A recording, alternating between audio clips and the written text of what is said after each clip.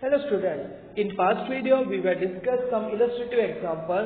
Now today we are going to discuss our exercise example 1 to 6. Okay, so let me see first example. What is the question? Give the magnitude and the direction of the net force acting on. Okay, so here there is a given number of situation, and for this situation you have to say that what will be the magnitude as well as the direction of the net force. Net force means resultant force. Okay, so what is the first point?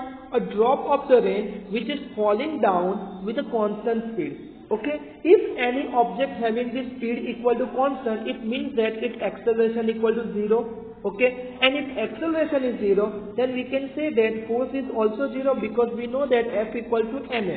Okay, if acceleration 0, then force is 0. So काम हो गया हमारा अंदर. The net force acting on the raindrop बराबर is equal to the what? 0. Okay, so from the Newton first law of the motion, raindrop is moving in the downward direction with a constant velocity, hence the resultant force on it will be 0. तो यहाँ पे reason लिख के दिया, पर मैंने जो आपको समझा है वो लिखोगे तो वो ज्यादा बेटर रिजल्ट है यहाँ पे अंदर. बराबर. Next is a cork of mass 10 gram that is floating on water. यानी कि यहाँ पे आपको एक कॉर्क दिया गया है जो क्या है, वाटर पे फ्लोट हो रहा है. अब कोई भी चीज वाटर पे फ्लोट होती है तो एक्चुअल में होता क्या अंदर कि एवरी ऑब्जेक्ट को डाउनवर्ड डायरेक्शन में भाई वेट फोर्स तो उसका लगता ही होता है अंदर. बराबर. पर अगर वो वाटर पे फ्लोट कर रहा है तो उसका मतलब क्या है कि वाटर उस पे एक और फोर्स लगाता है. बराबर, जिसको हम बॉयंट फोर्स बोलते हैं अंदर, या बॉयंसी फोर्स बोलते हैं अंदर. बराबर. और हम जानते हैं आर्किमिडीज के प्रिंसिपल से अंदर कि जब भी ये बॉयंसी फोर्स वेट फोर्स को बैलेंस करेगा तभी कोई भी ऑब्जेक्ट क्या होगा, वाटर पे फ्लोट कर पाएगा. अदरवाइज क्या होगा, सिंक हो जाएगा. ये चीज आप 9th स्टैंडर्ड में पढ़ चुके हो. बराबर है. नहीं पढ़ा है तो 9th की टेक्स्ट बुक खोलो और स्टडी करो आर्किमिडीज का प्रिंसिपल और ये बॉयंसी फोर्स का कंसेप्ट क्या है अंदर. हम भी हमारे नेक्स्ट वाला चैप्टर आएगा उसमें बाद में डिस्कस करेंगे अंदर. बराबर. तो यहाँ पे सीधी सी बात है, फोर्स तो एग्जर्ट हो रहे नहीं हो रहे, पर हो क्या रहा है कि यहाँ पे दो फोर्स एग्जर्ट हो, mg और दूसरा बॉयंट फोर्स, पर दोनों क्या है भाई इक्वल वैल्यू के हैं और अपोजिट डायरेक्शन में. इसलिए वो लोग एक दूसरे की इफेक्ट को क्या कर देंगे भाई, कैंसल कर देंगे अंदर. इसलिए यहाँ पे नेट फोर्स की वैल्यू आपको क्या मिलेगी, 0 मिलेगी अंदर. समझ में आ रहा है. तो आपने अभी जो समझा उसी के हिसाब से आपके लैंग्वेज में कन्वर्ट करके आपको क्या लिखना है, इसका आंसर लिखना है अंदर. बराबर. थर्ड वाला लिखा है a kite skilfully head stationary into the sky.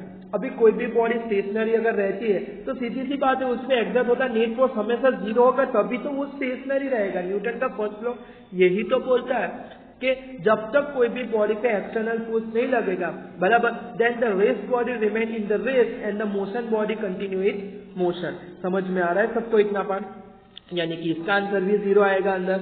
बराबर. Next D a car moving with the constant velocity. Constant velocity यानी कि लिखी जाने का फोर्स 0 ही आएगा, सोचने का ही नहीं ज्यादा अंदर. बराबर. And last a high speed electron in a space far from the all material object as well as the free of electric and magnetic field. अब ये इलेक्ट्रॉन भले मोशन कर रहा है और मोशन कर रहा है स्पेस में. बराबर. अब स्पेस में तो कोई फ्रिक्शन बिक्शन होता नहीं अंदर. अब दूसरा, इस पे जो इम्प्रेस कर सके या तो फोर्स लगा सके ऐसे कोई मटेरियल ऑब्जेक्ट है वो बहुत दूर है. और दूसरा, उस पे ना ही कोई इलेक्ट्रिक फील्ड या मैग्नेटिक फील्ड का इन्फ्लुएंस होता है. तो सीधी सी बात है, ये मोशन करता जो इलेक्ट्रॉन है उस पे रिजल्टेंट फोर्स जो भी एक्सर्ट होगा वो बाय डिफॉल्ट 0 हो जाए. कोई लगाने वाला है ही नहीं यहाँ पे. बराबर.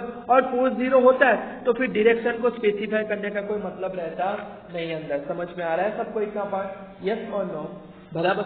चल अब हम नेक्स्ट एग्जांपल की ओर आगे बढ़े. तो नेक्स्ट एग्जांपल भी उसका भाई ही है. क्या बोलता है अंदर कि a pebble of mass 0.05 kg is thrown vertically upward, then give the direction and magnitude of the net force on the pebble. बराबर. यानी कि ये जो पीबल है उसको अगर आप अपवर्ड डायरेक्शन में थ्रो कर रहे हो तो वहां पे जो डिफरेंट डायरेक्ट कंडीशन दी गई है वहां पे आपको रिजल्टेंट फोर्स कौन सी डायरेक्शन में लगेगा वो बोलना है, और साथ में उसका मैग्नीट्यूड क्या होगा वो भी आपको बोलना है. एक चीज समझ लो कि जब भी कोई भी ऑब्जेक्ट को आप थ्रो करते हो तो जब थ्रो करते हो वो ही इंस्टेंट पे आपका फोर्स उसको लगता है. उसके बाद वो जब तक हवा में रह के नीचे नहीं गिरेगा, बराबर, वो ड्यूरेशन में आपका फोर्स वहां पे प्रेजेंट नहीं होता, उसकी खाली इफेक्ट प्रेजेंट होती है, बराबर। अब उसको यहाँ पे हवा में जब तक रहता है तब तक जो only and only one force लगता है वो कौन लगता है? Gravitational force.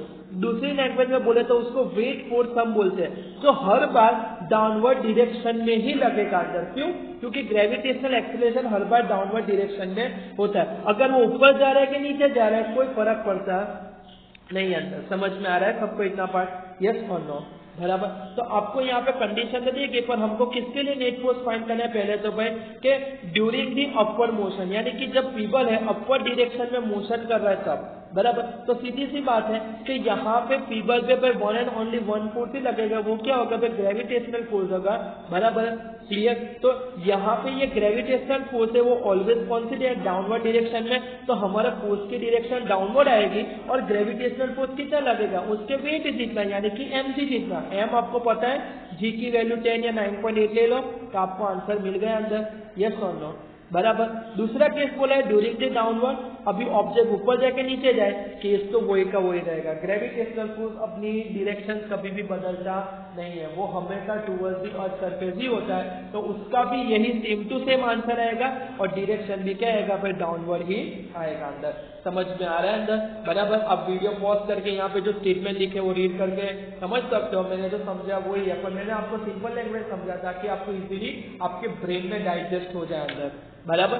चलो थर्ड पॉइंट आपको क्या बोला गया अंदर कि whenever it is at the highest point, बराबर, where it is a momentary at the rest. अगर वो जब अपने हाईएस्ट पॉइंट पे पहुंचता है, बराबर, तो वहां पे जब पहुंचेगा तो उस पर भाई कौन सा फोर्स लगेगा?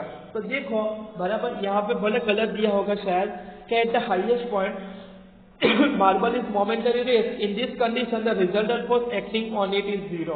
पर एक्चुअल में वो जीरो होता नहीं है अंदर, बराबर। वो कंडीशन के हिसाब से भले लगेगा पर होता नहीं अंदर। उस पर ग्रेविटी फोर्स का बाय डिफॉल्ट लगता ही रहेगा, लगता ही रहेगा, लगता ही रहेगा अंदर, बराबर है। तो यहाँ पे भी आपका रिजल्टेंट फोर्स की डायरेक्शन क्या होगी भाई? डाउनवर्ड डायरेक्शन में होगी, बराबर। और वो कितनी होगी? जितना mg होगा ऊपर वाला उतनी ही होगी अंदर, बराबर। तो याद रखना ये चीज आंसर में मत चिपका देना अंदर। और लास्ट पॉइंट बोला गया अंदर कि does your answer is change if the pebble was thrown at an angle of 45 degree with the horizontal direction, यानी कि अगर आप अपने पीबल को वर्टिकली थ्रो करने की जगह आप उसको प्रोजेक्टाइल मोशन करवा रहे हो 45 डिग्री पे, तो क्या आपका आंसर चेंज होने के चांसेस है? तो यहाँ पे भी हमारा आंसर होगा no. If the marble is thrown at angle 45 degree, तो हमको पता है कि जो हॉरिजॉन्टल एक्सेलरेशन होता है वो तो जीरो ही होता है, क्योंकि हॉरिजॉन्टल में वेलोसिटी कांस्टेंट होती है जबकि वर्टिकल में g कांस्टेंट होता है अंदर, बराबर है। तो यहाँ पे लिखा है if the marble is thrown at angle making 45 degree with the horizontal then highest its horizontal component remain the constant, बराबर। तो यहाँ पे भी आपकी कंडीशन वही की वही रहेगी कि भाई उसको डाउनवर्ड डायरेक्शन में mg जितना फोर्स लगेगा। यानी कि सब क्वेश्चन है अलग अलग पर उसका आंसर तो आपका एक ही है, डायरेक्शन भी एक ही है अंदर। समझ में आ गया सबको इतना पार्ट? यस और नो। चलो 5.3 नंबर का क्वेश्चन, अगेन उसका थोड़ा बड़ा भाई है अंदर, जहां पे आपको बात की गई किसके लिए कही गई कि give the magnitude and direction of the net force acting on a stone which having mass equal to 0.1 kg which is just after it is dropped from the window of the stationary train। अब सीधी सी बात है कि train stationery है, बराबर, तो उसका मतलब उसका एक्सेलरेशन और फोर्स दोनों जीरो होगा, यानी कि ट्रेन की वजह से, बराबर, उसको मिलने वाला जो भी पॉसिबल फोर्स है वो तो जीरो ही होगा, बराबर। और जैसे ही छोड़ देते हो, बराबर, तो उसको डाउनवर्ड डायरेक्शन में अपने आप कौन सा फोर्स लगेगा? वेट फोर्स ही लगेगा अंदर। समझ में आ रहा है सबको इतना पार्ट? यस और नो, बराबर। तो हम यहाँ पे उसको फेंक नहीं रहे, हम उसको ड्रॉप कर रहे, फ्री फॉल करवा रहे हैं। तो फ्री फॉल में भाई उसको ओनली एंड ओनली वो टाइम पे ग्रेविटेशनल फोर्स लगेगा, क्योंकि बोला गया है कि just after it is drop, यानी कि हमने जब ड्रॉप कर दिया उसके बाद की सिचुएशन की बात करनी है अंदर, बराबर। तो उस पर रिजल्टेंट फोर्स एक ही लगेगा जो ग्रेविटी फोर्स होगा और उसकी वैल्यू mg होगी और डायरेक्शन डाउनवर्ड डायरेक्शन होगी अंदर। समझ में आ रहा है सबको इसका बात? Next is just after it is drop from the window of the train running at the constant velocity. अगर ये ट्रेन है कांस्टेंट वेलोसिटी से मूव कर रही है अंदर, तो क्या केस होगा अंदर, बराबर। अभी सीधी सी बात है, कांस्टेंट वेलोसिटी से मूव कर रही है अंदर, तो भाई एक्सेलरेशन तो जीरो हुआ, तो यानी कि ट्रेन का यहाँ पे जो भी फोर्स लगने का चांस है वो तो जीरो ही हो गया ना अंदर, यस और नो, बराबर। तो अगेन आपका फर्स्ट वाला जो आंसर है वही का वही रहेगा, पर आपको यहाँ पे बोलना है कि as here train is travelling at a constant velocity, so acceleration will be zero, so there is no addition of acceleration in the stone, यानी कि स्टोन का जो एक्सीलरेशन है वो तो हॉरिजॉन्टल डायरेक्शन में जीरो है। क्यों हॉरिजॉन्टल? क्योंकि ट्रेन तो हॉरिजॉन्टल जाएगी, जबकि पीबल जो थ्रो होगा वो डाउनवर्ड डायरेक्शन में होगा अंदर। समझ में आ रहा है सबको इतना पार्ट? यानी कि यहाँ पे हॉरिजॉन्टल की कोई वैल्यू ही नहीं, इफेक्ट ही नहीं है अंदर, तो फिर सीधी से जैसे ड्रॉप किया तो वो सीधा ग्रेविटी के हिसाब से सीधे का सीधा नीचे पड़ेगा अंदर। समझ में आ रहा है, यस और नो, बराबर। नेक्स्ट केस आपको दिया गया है कि नाउ अगर हमारी ट्रेन एक्सेलरेट हो रही है तो फिर क्या होगा अंदर, बराबर। तो उसके लिए आपको आंसर क्या सजेस्ट किया गया है, आप देख सकते हो यहाँ पे अंदर कि अगर आपकी ट्रेन जो है वो एक्सेलरेट है तो सीधी सी बात है ट्रेन का भी फोर्स उस पर लगेगा अंदर, बराबर। जो कौन सी डायरेक्शन में, हॉरिजॉन्टल में, और डाउनवर्ड में उसको किसका फोर्स लगेगा, mg का अंदर। समझ में आ, यहाँ पे ma आएगा और यहाँ पे mg, तो ये दोनों क्या है भाई, एक्स डायरेक्शन एक वाई डायरेक्शन है, तो रिजल्टेंट फोर्स आप क्या बोल सकते हो भाई, इसका आंसर सपोज F1 आया तो F1 स्क्वायर और इसका F2 आया तो F2 स्क्वायर करो तो आपको रिजल्टेंट आंसर मिलेगा अंदर। समझ में आ रहा है कि नहीं आ रहा है अंदर, बराबर। अब आपने ट्रेन के एक्सेलरेशन मास मल्टीप्लाई करोगे तो आपको 0.1 मिलेगा और ये 1 मिलेगा। अगर आप सिंप्लीफाइड करते हो तो आपको 1.01 यानी कि रफली 1 आंसर आपको मिलेगा अंदर। समझ में आ रहा है अंदर। और डायरेक्शन की बात करो तो tan theta equal to y component divide by x component करके आप उसके डायरेक्शन भी फाइंड करना चाहो तो कर सकते हो कि नहीं कर सकते अंदर, है ना, एकदम सिंपल क्वेश्चन, बराबर है।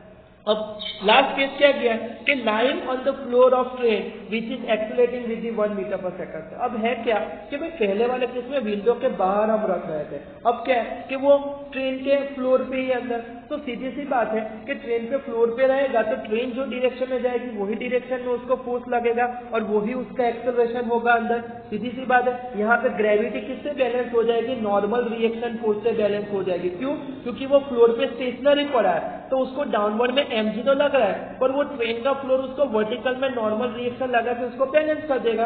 अब ट्रेन जो डायरेक्शन में जा रही वही डायरेक्शन में स्टोन भी तो जाएगा ना अंदर, हाँ क्या नहीं, इसीलिए तो हम ट्रेन में बैठे। अगर ऐसा ना होता तो हम तो वही के वही रहते, ट्रेन आगे चली जाती अंदर, यस और नो, बराबर। तो वहां पे खाली उसको जो फोर्स लग रहा है वो ट्रेन का ही फोर्स लगेगा, जिसका इक्वेशन ma है, तो m की वैल्यू और a की वैल्यू मल्टीप्लाई करो तो वो 0.1 जैसा आपको आंसर मिलेगा अंदर। समझ में आ रहा है सबको इतना पार्ट, यस और नो, ओके।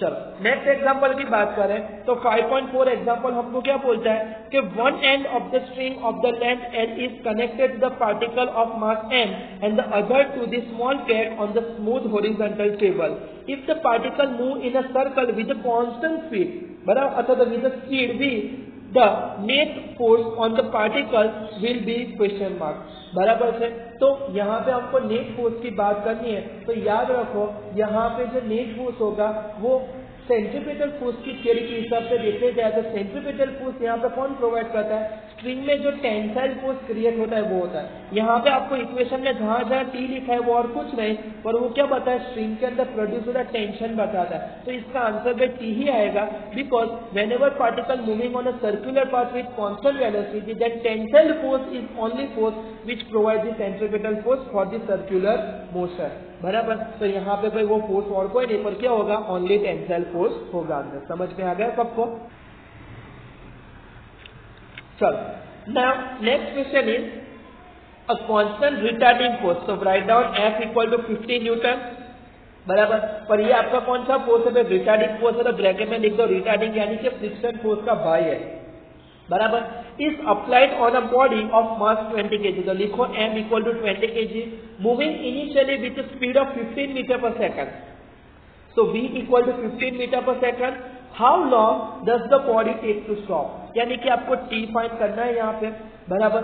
तो यहाँ पे आप बोल सकते हो कि आपका जो इनिशियल दिया गया ये इनिशियल स्पीड है आपके, तो फाइनली तो वो स्टॉप हो जाता है, तो फाइनल वेलोसिटी क्या होगी, 0 होगी।